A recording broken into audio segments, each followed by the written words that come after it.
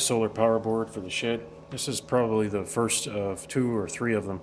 I just need somewhere to put my equipment that's organized and safe and up off the ground. So very simply, it's 2 pieces of 2x4, which I recycled from my old shed. And I'll probably put 2 or 3 more pieces on there by the time I'm done. The plywood is brand new. I got that delivered recently. I got 10 sheets, so I have a little bit of wood to work with for a change. The way I build my solar power boards is I make them like a billboard or a sign. I put them up on legs, and that way I can freely position them, move them. If I change to a different house, I can take it off the wall, put it in a truck, and then stand it up at the new location. And the 2x4s are full of nails that I had to hammer in, so because I couldn't pull them out, so I have to be careful where I drive my screws. But I'm going to try to get them even and level because I like them to be even. But some of them might have to be repositioned if there's a nail behind it and I can't see it. Okay, I'm not going to show every little detail because it's probably pretty boring, but I'll show a little bit of it, and then I will show the end result and the plans for how it's going to be installed and set up. I'm actually going to tack it together and then stand it upright and finish building it upright so I can make sure and square and level it. It's easier to do that when it's upright, and you can move it slightly to make an adjustment. I'm going to try to do a half decent job of getting the screws straight because things like that bug me. If the screws aren't in line, it kind of bugs me, so I'll have to do something about that.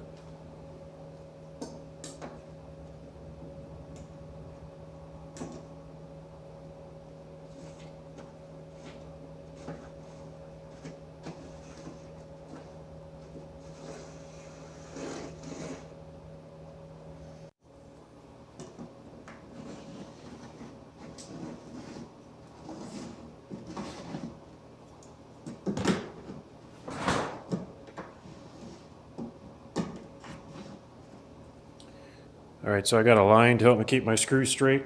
I've already measured 1 inch in from the top and bottom, and I measured 18 inches in the middle, so that'll give me 3 screws to start with. I'm using polymer deck screws. I use these for everything, but with solar power boards I always add a stainless steel washer like that. I like the way it looks, and it also ensures the wood will never ever split.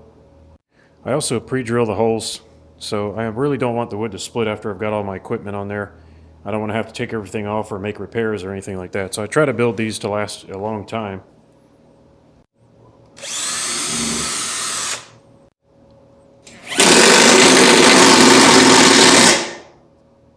There it is standing up. I've just tacked it together. I'm going to level and square it while it's sitting upright and put all the screws in. I'm going to have some rails or some pieces in the middle of the board to allow me to screw in equipment. I don't have to do that, but because you're talking about something that could cost hundreds of dollars, you really don't want it to fall off the board. And having a little bit more 2x4 material will ensure that the screw has something to bite into, and will ensure that the equipment can never pull out a screw accidentally. And as far as what equipment will go on this board, there's going to be a rail for a DIN rail for circuit breakers for PV. There's probably going to be a sort of combiner box. There's going to be voltmeters, inverters, charge controllers, circuit breakers, I said that, fuses, and there's going to be a battery shelf below it, or battery shelves, but there's probably going to be another board just like this one or bigger, but this is really quick to get me up and running.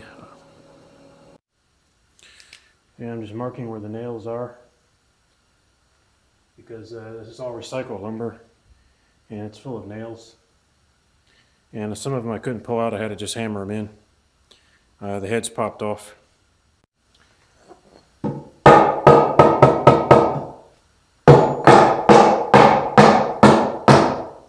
This is the top piece of the solar power board,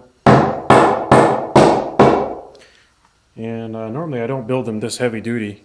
The ones I have in my house are much lighter duty, but this is recycled wood and I have quite a lot of it, and I'm going to use it. And I'm very happy to use it. I'm very happy to have wood that is free, or essentially free.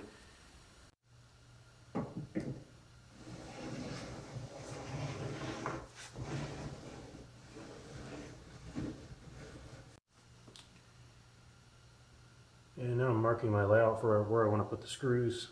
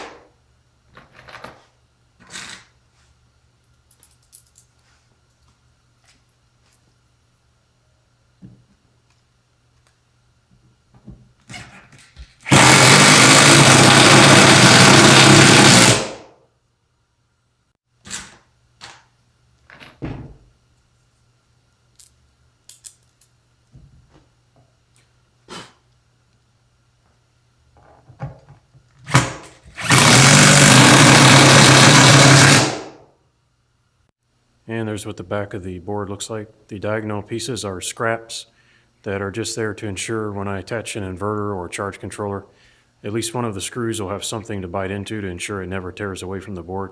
It's a safety measure, and it also strengthens the board. And there's what the board looks like from the front. I countersunk the screws for the diagonal pieces so that they don't interfere with the equipment that I'm going to be mounting on the board. I think for good measure I'll also do a sanding on this board just to smooth it out a bit.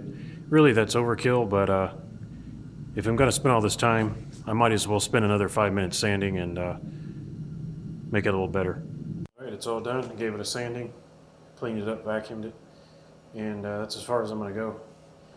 The next thing will be to get it up against the wall and anchor it. I may move it later, which is why I like this type of power board. You can move it anywhere you want. I'm not sure exactly where it's going to go, but I'm going to go ahead and stand it up somewhere. I'm going to use a self-tapping screw to anchor it into the metal building and for safety, and then I'll be able to go ahead and start laying it out. So the next video after this one is going to be actually installing the equipment onto the board, the circuit breakers and all that stuff. I can't really put that in this video, it would just be way too long, so I'll split it up. Okay, I hope you enjoyed the video. Thanks for watching, and I'll see you next time.